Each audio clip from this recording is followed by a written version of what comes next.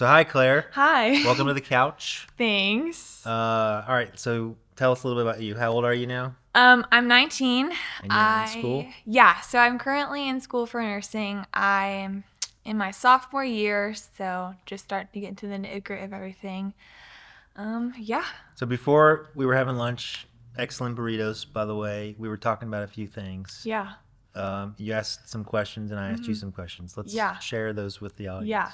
So, first thing we kind of touched on is right now in my microbiology class, we're talking about antibiotics, all that kind of stuff.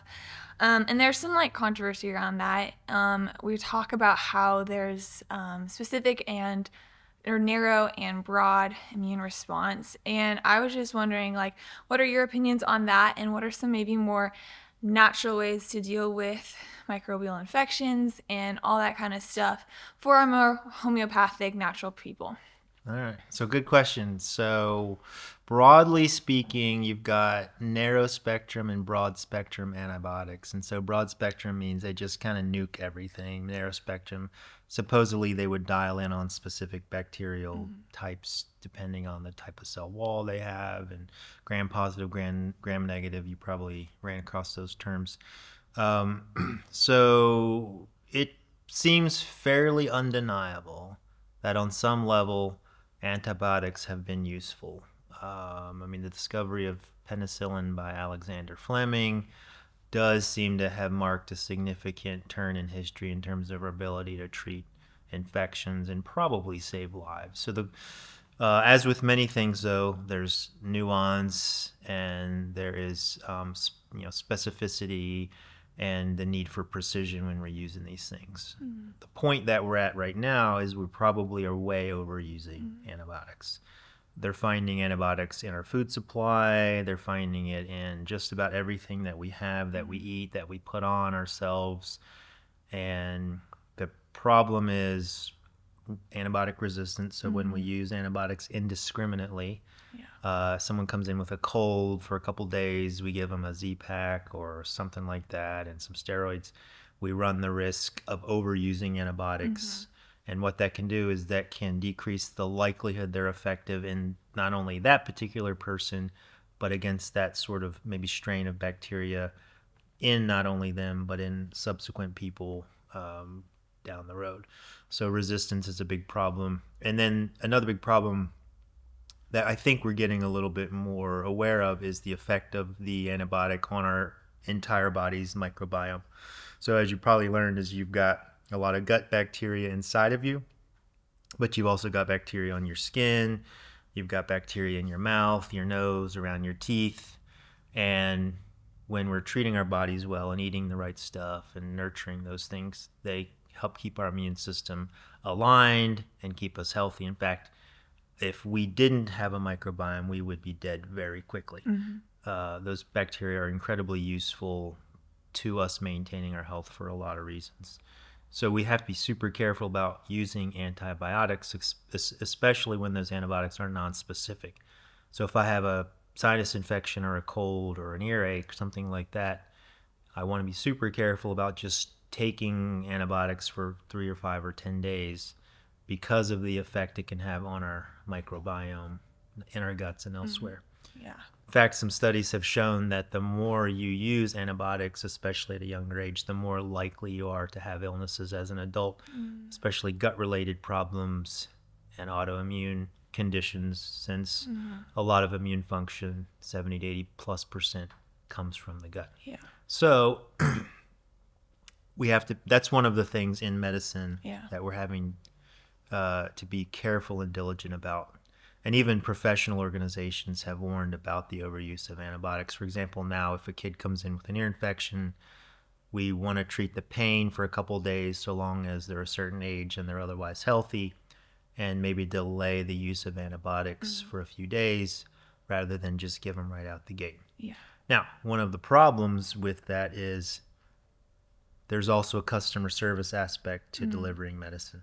So if I take a day off of work, a half day, I sit in the waiting room for an hour, I see you, I pay my copay, I've paid my insurance, I feel like I have invested a lot to come see you, and then you say, well, you don't need anything, then a lot of times you have an unhappy patient. Yeah. / customer. Yeah. So that is a consideration. But what I have found is if you do take a few minutes and explain the dangers of antibiotics, and you say, well, here are some options you can try. And sometimes if we can explain the difference between a prescription antibiotic and an antimicrobial, that can be helpful. Yeah. So what is that difference? So good question. So an antimicrobial, broadly speaking, is something which slows or inhibits pathogenic growth. So bacteria or pathogens or germs that you want to contain or slow down or kill, you can call that an antimicrobial. So for example, usually when we talk about antibiotics, we're talking about a prescription, penicillin like we talked about, amoxicillin, azithromycin. There's classes and classes of antibiotics. And those typically, what we're saying is a prescription pharmaceutical chemical that targets hopefully specific, but then broad categories of germs. Yeah.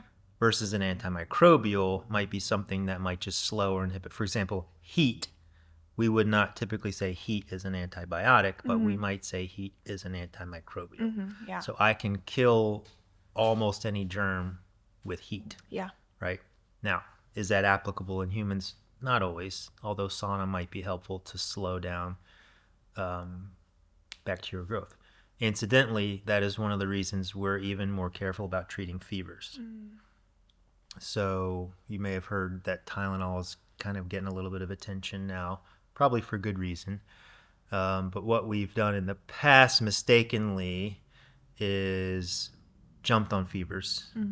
There's been some concern, and understandably, about fevers causing seizures, especially in kids. So febrile seizure. Nobody wants to have their kid have a seizure. Yeah. And if you see one, it can be scary. So probably, again, we overreacted and we said, well, if a kid gets a fever of more than a little bit, we need to give them Tylenol, we need to give them ibuprofen, we need to give them a fever reducer. Well, it turns out if we can carefully and gently lead a kid through a fever, well, that elevation in body temperature is actually acting as an antimicrobial. Yeah. So it's a great question. And so I think as we learn more about medicine and health and have a holistic sort of do no harm view of health, as we get more comfortable with the right patient and following them up and making sure that they are, being treated appropriately, sometimes we can delay sort of the heavy hitters, the prescription antibiotics, and maybe say, hey, well, let's try some antimicrobials first. Right? Yeah. Does that make sense? Yeah, for sure. Yeah. As I mentioned, I'm a college student, and around my whole generation has become like the rise of influencers, and all these influencers are partnering with companies or developing their own brands of supplements and greens and workout regimens and all of this stuff, and diet plans and all of this stuff. So how do you, in the midst of everybody having an opinion online, how do you look at that and decipher what is actually like science-based and backed and worth spending $200 on, and what is just another person trying to make money off people? So yeah, how do you filter that? How do you objectively look at that? How do you basically determine like what's worth it and what's not? Yeah, that's a good question. Well, there's no doubt that marketing works. It's very effective. Almost everything we've bought, it's because somebody sold it to us, right? They convinced us we needed it, we couldn't live without it, and it was essential. I think, first of all, the first thing you said, understanding that these are influencers, that they're getting paid or they're getting some sort of payment or some benefit from endorsing this product. Doesn't mean it's bad or doesn't work, For sure. but I think coming at it from that angle and saying, well, look, this person is gaining something by endorsing this product. I think the second thing is, just look at the product itself, right? So when I'm looking at, let's say, a supplement, for example, one of the things supplement companies often do to make their product more profitable is they will substitute high quality ingredients for cheap ingredients. A prime example of this is methylfolate versus folic acid. If you're making a multivitamin, what I always look for is high quality vitamin components, and also of adequate amounts. Yeah. So you want to make sure it has high quality components, Yeah. and sufficient amounts, and do your research. And I don't even think it's big. Like, go ahead and buy one, and then compare. Yeah. I think it's also important to know kind of where they came from, where the facility was it came from. Yeah. And then usually just over time, like if you hear the same thing from repeated sources, find a few trusted sources, then I would say give a little bit more credence to it. Yeah. Yeah. So how would like a normal person who doesn't have like a background in the medical field, how would they look at a label and decipher, hey, is this good ingredients? Is this the right amount? Like, say I have no experience with this. I'm just saw this person use it. How do I make an objective, educated conclusion? Like, what are some resources, I guess, that would help you figure out if it was a good vitamin or not? Yeah. That's a great question. So what I used to use a website that I don't remember now, but I'll come up with it in a minute. There are some basically pretty much non-biased websites on the internet that will give you pretty good data on different supplements and different nutraceuticals, and the ones that you can use and that you can trust. And I'll figure out what some of those They'll are. be linked below. Yeah, we'll put them linked below. But that's how you just honestly have to start. Yeah. Research them on your own. Find a scientist, a physician, somebody that knows supplements, who's been doing it, for 5 or 10 or whatever years, and ask. It's not easy, and and almost inevitably you'll hear someone say one thing, someone will say the exact opposite, and that they both can't be true, but they're both on the internet, and so it's definitely complicated. And the sad thing is, but also there's some pluses to it. Supplements are just not well regulated. You can kind of almost do it's the wild west with supplements. So you do have to be careful. One thing, I took a college class last semester. It was on scientific research, and it basically taught you how to look at and interpret like actual science, like published scientific articles.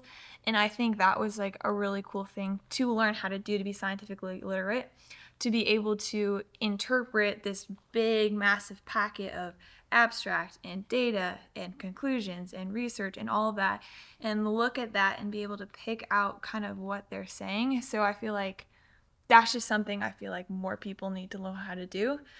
Is just basically being scientifically literate and know how to like go back to these studies and figure out what the studies are saying, not what the influencer says that the company says that the study says, if that makes sense. Yeah, go to the original. Yeah, go to the actual source, actual studies, be able to interpret that. Anyway. To that point, interestingly, and just because something is in a study or in a paper or in a journal does not mean it's right. Yeah. A lot of those journals generate revenue by accepting papers that people pay to put in there. Yeah. And they don't always review them well. Yeah. And that's something that they also talked about, is like peer reviewed. Is it relevant? Like, is the method that they used, is that enough support? Basically, there are a bunch of like criteria. Like, is it peer reviewed? Like all this criteria that it has to meet in order to be a like scientifically accurate study. Yep. So we talked about like supplements and like what to buy and what not to buy. College student, don't have a lot of income, all that kind of stuff. If you were to talk to somebody who wanted to keep their supplement routine real simple, real inexpensive, say I have $150, what am I buying at the supplement store? It's a great question, Claire. So if you're in the same boat, you're a college student, or you're on a limited budget, or you just want to be smart with your money, I've had folks come in that have had dozens and dozens of supplements that they've just acquired just through various means, and they're really trying to trim it down and simplify and maybe have it within a budget. Obviously, there's going to be differences from person to person, but I always sort of start out with my basic 3 or 4 or sometimes 5, and I'll tell you what those are. I honestly think if you have one thing to do, I'd say get a high quality multivitamin. Yeah. Sadly, the foods that we eat, even despite our best efforts, just don't contain a lot of the nutrients, minerals, and other things that we need. High quality multivitamin. Beyond that, I feel like almost everyone could benefit from some magnesium. There's different kinds, different combinations, but generally magnesium. I think what I would stack on top of that is some kind of omega-3 source. I really like cod liver oil. Fish oil is great. Cod liver oil might be preferable for a couple reasons. You're going to get some other vitamins, A and D, and you're going to get some minerals in there as well. Beyond that, we start talking about a few things. I really like creatine for most people. An amino acid blend can be helpful. Vitamin D might be helpful for some people. But I would say your top three, a good multivitamin, a blend of magnesium, and some sort of omega-3 source. Yeah. Going back to the creatine, you just did a short little episode on that. I see online a lot, often women are scared to take creatine because they're afraid it's going to make them bulky or bloated or whatever. Yeah. In women specifically, what does that look like, taking creatine as a woman specifically? Yeah. So a lot of people know that creatine is kind of for your gym bro, your guys that are trying to get big. They're, it's kind of their pre or post workout. Turns out that creatine's honestly beneficial for many different types of people. And for the dose can be variable, but what I usually tell women to do is to do 3 to 5 grams daily. And there are a few different kinds that you can try, but in general, at that dose, you shouldn't have a ton of bloating. You're not very few women. Women just don't have the genetic and hormonal capabilities to be that bulky. So at that dose, even with more creatine, that's just not likely to be an issue for you. Yeah. And going back to what you said about like the hormonal aspect, there's like two parts to this question. I'm a college student, have very limited time, not a lot of resources, but I want to be active. I want to, live an active, healthy life. Like, what would you suggest doing like that? And then also, I feel like there's another layer to that of like hormonally, like women have a very different hormonal system than men do. So can a woman train on the same plan that a man can train, like considering hormones, considering bone structures, considering muscle mass, considering all of that? Or do women have to create basically a different gym schedule, workout schedule, regimen, all that stuff to support their hormones? So two kind of layers to that question. First question, how do you stay active when you're busy? What are like little ways that you can help with that and don't have a lot of resources? And then specifically like with women and hormones and activity. I don't know. Yeah, good questions.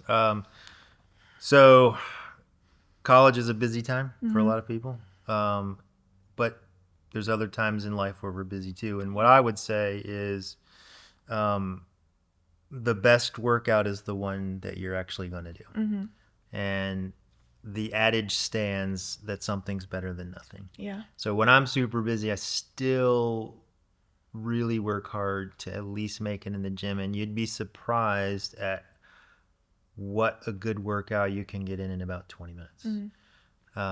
And if you are doing maybe 1 or 2 sets of a particular exercise, I don't think women should be afraid to lift heavy. I think some of them think they're going to be bulky and they want to be lean and toned, and they think that like lower weights and maybe a lot of reps is the way to do that. There's some value there, but I don't think women should be afraid to do low reps, heavy weight, and just a couple sets. So if a woman's coming to me and says, I want to get in the gym, I want to stay strong, I want to stay fit, I want to stay active, I would say 2 days in the gym, rest a day, 2 days in the gym, rest a day. That's 4 days. And honestly, 20 minutes, you can get a lot of work done if you're doing low reps, low sets, heavy weights. Yeah. And then that rest day, some stretching, some flexibility. And people don't underestimate the value of a long walk. The cool thing about a walk is you can often do other things as well. Yeah. So if you're walking, Bring some, if you're studying, I used to do this in med school, so I'd go for a long walk and I would bring a stack of 3x5 cards. And I'd obviously be at a place where I didn't have to watch for cars or something. It'd be a trail, and I would just keep it in my pocket. I'd pull one out, think about it, read it, try to memorize it, put it away, and then just do that as I'm walking. And honestly, there's some evidence that when you're doing some walking or some long, low level aerobic exercise, you actually improve cognition and brain working power. Yeah, well, I'm sure there's like some mental clarity that comes along with walking where I know for me personally, my walks are time where I kind of just like put away all the distraction and just focus on being there. And I'm sure that has some benefits to your brain function, all that kind of stuff of just like removing yourself from the stress for a second to kind of like reset. So I don't know. Yeah, absolutely. Don't underestimate the power of a walk. So lift a few times a week and do something like a walk or a long, slow jog. Yeah, yeah.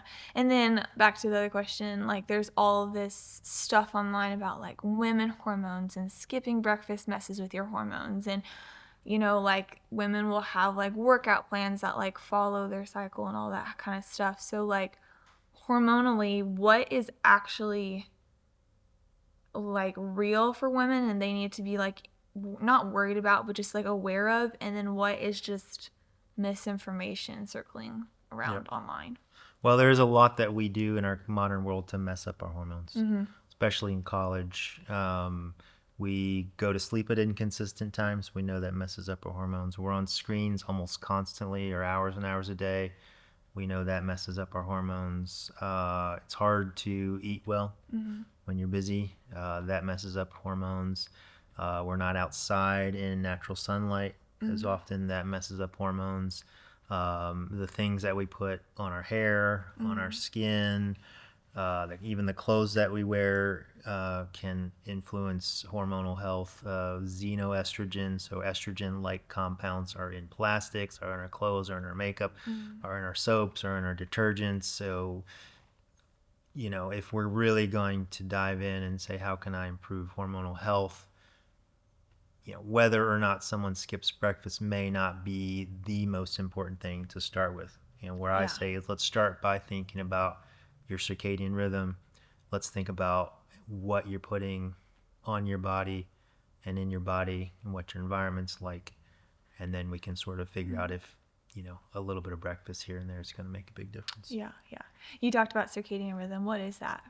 Oh, yeah. So circadian rhythm is the sort of the natural daily, weekly, monthly cycle that a human being goes through in response to cues from our environment. Typically, it is sunshine, day and light cycle. So what I advise, which is almost impossible with modern electronics, electricity, and technology, is try and wake up with the sun. Get outside as much as you possibly can, and try to do what the sun's doing in terms of going to bed. Yeah. So the red light in the morning, red light in the evening, like the sun is, blue light during the day, trying to be consistent with bedtimes and even meal times. Hormones are released on a minute by minute, hour by hour, day by day, week by week basis, and it tends to sync up with the light that we're affected by. Yeah. What are your thoughts on like blue light blocking glasses? Like, does that actually work?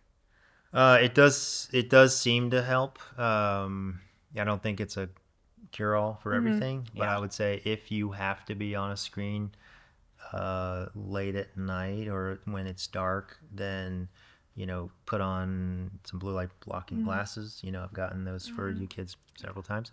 And a lot of modern screens have a way to even switch your screen over to more of an orange or red, which is what I would do in the evening. Yeah. You talked about red light. There's a lot of like red light therapy happening now. Talk about that. What are like some benefits, best way to use that, duration that you need to use that? Talk about that for a sec. Yeah, it's a good question. So about 8 or 10 years ago, I started to understand the effects of red light and even bought a little panel, and I probably made you kids sit in front of it at times. So the cool thing about red light is the wavelength that red light emits does a number of things, but one of the main things that it seems to do is stimulate mitochondria and make them healthy. So that particular wavelength and the photonic energy causes the mitochondria to be more efficient and to be healthier. And so I didn't realize this until recently, but like models and actresses and maybe actors too, they actually use red light on their skin, try and keep it healthy and youthful and vibrant. And at certain frequencies, it can affect the skin. It can affect deeper tissues. It seems to decrease inflammation, promote skin and wound healing. Most people would be fine with a fairly intense red light. The cool thing is you don't have to do it very long. If you do red light, 5 minutes a day, there seems to be some potential benefit. And you can get, the small handheld things are probably useful. There's a few companies selling a sort of a larger box for the whole body. And I'll just tell folks, sit 18 inches away for 5 minutes daily. Generally, you can do that when you're brushing your teeth, or if you do sauna or anything like that, just have some red light on you. And most people, when they do it, even after the first time, do feel a little bit more energized. They feel like their mood's a little bit better, and are glad they did it. Yeah. You talked a little bit about inflammation. I feel like that is something that a lot of people struggle with, chronic inflammation now. I don't remember the exact number, but it was like significantly rising in our nation today. How do you deal with that? How do you deal with chronic inflammation? I know like there's this whole thing like living a non-inflammatory lifestyle. Like, what does that look like on the day-to-day? Like, what are simple things you can do? What are maybe like some more hard but like really important things you can do? What is, like, let's just start off with like, what is inflammation? Yeah, well, like many things, we've taken a good thing and inflammation has its purpose, has its value. So if you get injured, an inflammatory process takes over, and that is useful for healing. So white blood cells and cytokines and other things come in. So inflammation is actually an important part of healing. The problem is when the inflammation is prolonged and unchecked. Chronic inflammation. And almost every disease has a strong inflammatory component. In fact, aging does seem to be strongly associated with inflammation. In fact, some people have coined the term inflammaging. And so if we think about what causes inflammation, it's typically injury. And so chronic inflammation says that there's chronic injury. Now, the tricky part is figuring out what the injury is. And in our modern world, that can be many culprits. A lot of times inflammation comes from stress. Inflammation comes from the foods we're eating. That, for example, we did studies on people who consumed fast food on a regular basis. And even after 1 to 2 fast food meals in a day, their inflammatory markers in their body went up. So your body's recognizing something in that food that is inflammatory or not helpful or toxic even, and is generating an immune response to try and basically heal your body from the damage that food has done. Seed oils in some people might be inflammatory. Processed foods, refined sugars could be inflammatory. And then certainly, other toxins that we encounter in our day-to-day will cause inflammation. So inflammation is helpful and important in recovery and repair. But again, chronic inflammation is the problem. Yeah. You talked a lot about like eating stuff and like how that affects your body. Obviously, food is fuel. I think the American diet and probably a lot of diets are lacking a lot of nutrients that we used to get or we used to eat or all that kind of stuff. what are some nutrient deficiencies that you see a lot, and how do we combat that? Like, what are foods that are missing? What are nutrients that are missing from a lot of people's diets that they maybe they probably don't even realize are missing? And then what are foods that we can supplement into our diets to combat that, to get that nutrients up? Yeah, good question. Yeah, like you said, sadly, even some of our health foods that we deem health foods today are depleted of nutrients. And one of my favorite things to talk about is soil. And, there's a lot of talk about superfoods that are nutrient dense and that are good for us, different berries, blueberries, strawberries, raspberries, and then avocados and different fish and, on and on. And one of the things that I like to remind people of is that superfoods have to come from super soil. The way that any food, whether it's it's a plant or vegetable, fruit, an animal, gets its nutrients is ultimately has to come from the soil, either directly or through the soil that animal eats. But it has to get in them ultimately from a foundation of good soil. Yeah. So in general, the less processed a food is, the more likely it is to be nutrient dense. And so that's going to be, the outside of your grocery stores. That I most Saturdays try to take you guys to the farmer's market. I'm a big fan of the farmer's market. It's not a guarantee, but you're more likely to get nutrients dense foods there. Again, from good soils. And the more that we pay attention to the soil, soil has everything. We don't even know all the nutrients that we need. Magnesium and calcium and zinc and copper and just on and on and on. They're all essential minerals, nutrients for immune health and body functioning. Basically every metabolic process in the body has got to have a mineral at its core to make it work. Yeah. Example, that's like hemoglobin has to have iron in the middle. Well, almost every enzyme has to have that. And if we're not getting them from our food, we're just not going to get them. Yeah. So this is your sign to support your local farmer's market. That's right. Go to your farmer's market.